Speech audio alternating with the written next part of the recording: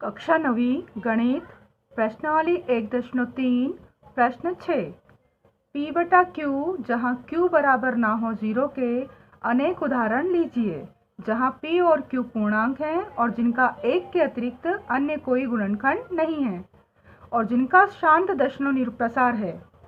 क्या आप अनुमान लगा सकते हैं कि Q को कौन सा गुण अवश्य संतुष्ट करना चाहिए?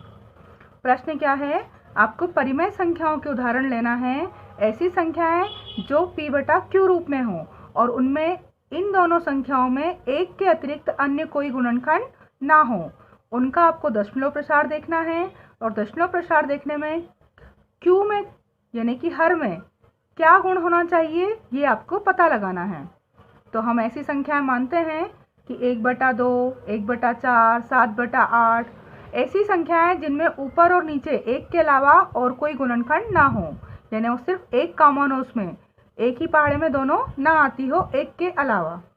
तो 1/2, 1/4, 7/8, 9 और 25, 11/125, 49/100 और ऐसी अनंत संख्याएं कैसे उदाहरण हैं? P/Q के रूप में है जिनमें ऊपर नीचे यानी अंश और हर में 1 के अतिरिक्त अन्य कोई अभाज्य गुणनखंड नहीं है।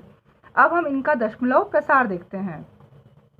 1/2 इसका दशमलव प्रसार करने के लिए क्या करना है? हमें दशमलव लाना है, तो 2 में ऐसा गुणा करें कि नीचे 0 यानी कि 10 प्राप्त हो। तो 2 में क्या गुणा कर सकते हैं हम? 1/2 में गुणा कर सकते हैं 5 का, नीचे करेंगे तो ऊपर भी ये हो जाएगा 5 एकम 5 और नीचे होगा 2 पंजे 10। अब इसका दशमलव प्रसार करना है तो 10 का 0 हटाया और ऊपर लगा सकते हैं हम दशमलव, यानी इसका दशमलव प्रसार क्या आ गया है? 0.5। 1/4 लें।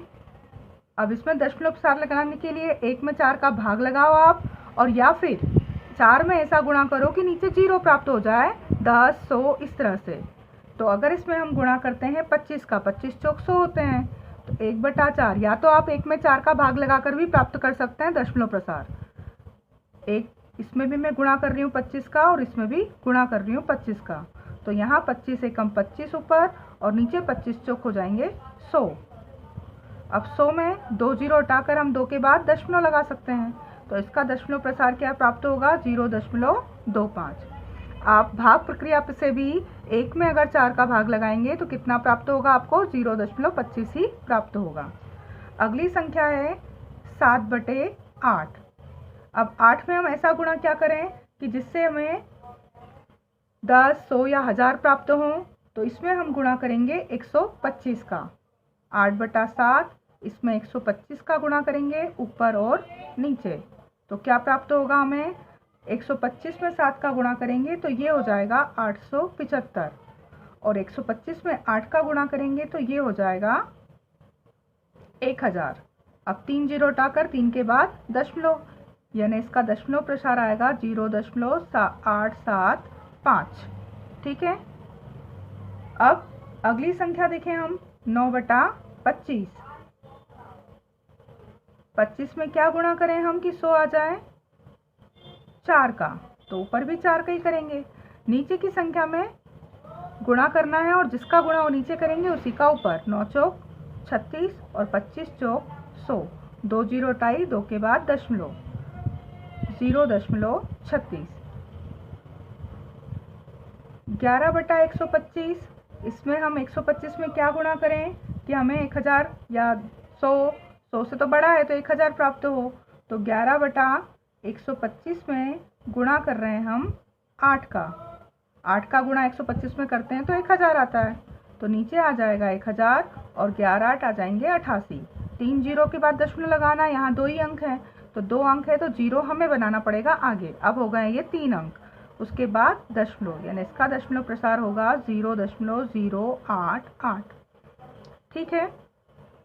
अब इस तरह से आपने सभी संख्याओं के 49/100, यहाँ तो खुद ही नीचे 0 है, 100 ही है, तो हमें किसी का गुणा नहीं करना है, यहाँ 1 का ही करना है गुणा। तो इसमें क्या होगा? आप 49/100, 2 0 के बाद दशमलव, 2 संख्या के बाद, यानी दशमलव प्रसार होगा 0.49। इस तरह की अनेक संख्याओं के उदाहरण आप ले सकते हैं। अब उक्त सभी यहाँ हमने जितनी भी संख्याएं देखी हैं ऊपर, उक्त सभी परिमेय संख्याओं में उन संख्याओं का दशमलव प्रसार शांत है जहाँ हर के गुणनखंडों में 2 या 5 के अतिरिक्त अन्य गुणनखंड ना हो। यहाँ 2 है, 2 का अगर हर का अपन गुणनखंड करके देखेंगे 2 का तो क्या आएगा, 2 एकम 2 ही। 4 का गुणनखंड करेंगे तो क्या होगा, 2 दूनी 4 और 2 एकम 2। 8 का गुणनखंड 2 चौक 8, 2 दूनी 4, 2 एकम 2। 25 का पचम 25, 125 का 5 गुणित 5 गुणित 5। 100 का 2 गुणित 2, 5 गुणित 5। तो इस तरह से जहां हर के गुणनखंडों में 2 या 5 के अतिरिक्त अन्य कोई गुणनखंड नहीं आ रहा है सभी में, तब दशमलव प्रसार कैसा हो रहा है, शांत। तो अतः हम ये निष्कर्ष निकाल सकते हैं कि यदि किसी परिमेय संख्या के हर के गुणनखंडों में 2 या 5 के अतिरिक्त अन्य कोई अभाज्य संख्या ना हो, तब उस परिमेय संख्या का दशमलव निरूपण क्या होगा, दशमलव प्रसार कैसा होगा, शांत होगा। आप और भी संख्या एग्जाम्पल में ले सकते हैं।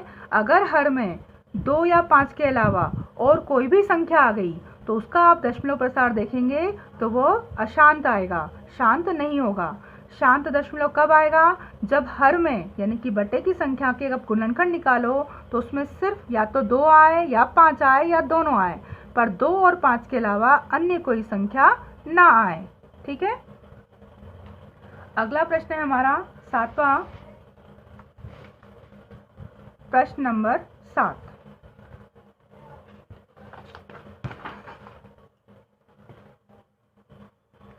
ऐसी 3 संख्याएं लिखिए जिनके दशमलव प्रसार अनवसानी अनावृत्ति हो। आपको अशांत दशमलव अनावृत्ति ऐसी संख्याएं लिखनी है कि जो अशांत भी हो और जिनमें किसी अंक की आवृत्ति ना हो रही हो, कोई अंक दोबारा ना आ रहा हो, हर बार भाग देने पर अलग अलग संख्याएं प्राप्त हो रही हो। तो अपरिमेय संख्याएं जो होती हैं उनके दशमलव प्रसार अनवसानी अनावृत्ति होते हैं। जितनी भी अपरिमेय संख्याएं हैं उनके दशमलव प्रसार कैसे होते हैं, अनावृत्ति होते हैं। अलग अलग संख्या आएंगी सेम संख्या भाग्य के बाद, जैसे 0.999 आ रहा था तो ऐसा कुछ आवृत्ति किसी अंक की नहीं होगी। तो ऐसी अपरिमेय संख्याओं के 3 उदाहरण देना थे आपको, तो क्या होगा, करणी 2। इसका दशमलव प्रसार आप करेंगे तो क्या आएगा, 1.4, 1, 4, 2, 1, 3, 5, 6, 2, हर बार अलग अलग अनंत तक। करणी 3, इसका दशमलव प्रसार अलग अलग आएगा। करणी 5, इसका दशमलव प्रसार अलग है। या फिर ऐसे दशमलव प्रसार जैसे 0.01, फिर 0 एक बार था, अब 2 बार 0, फिर 1, फिर 0, फिर 1, अब 3 बार के बाद 4 बार 0, फिर 1, ऐसा अनंत तक। 0.2, फिर 0.002, फिर 0.002, 0.03, 0.003, 0.00, फिर 3। इस तरह की अनेक संख्याएं हैं जिनका दशमलव प्रसार अनवसानी अनावृत्ति हो। आपको 3 संख्याओं के एग्जाम्पल देना थे, तो ये 3 या ये 3 अनंत संख्याएं हो सकती हैं वो। ठीक है।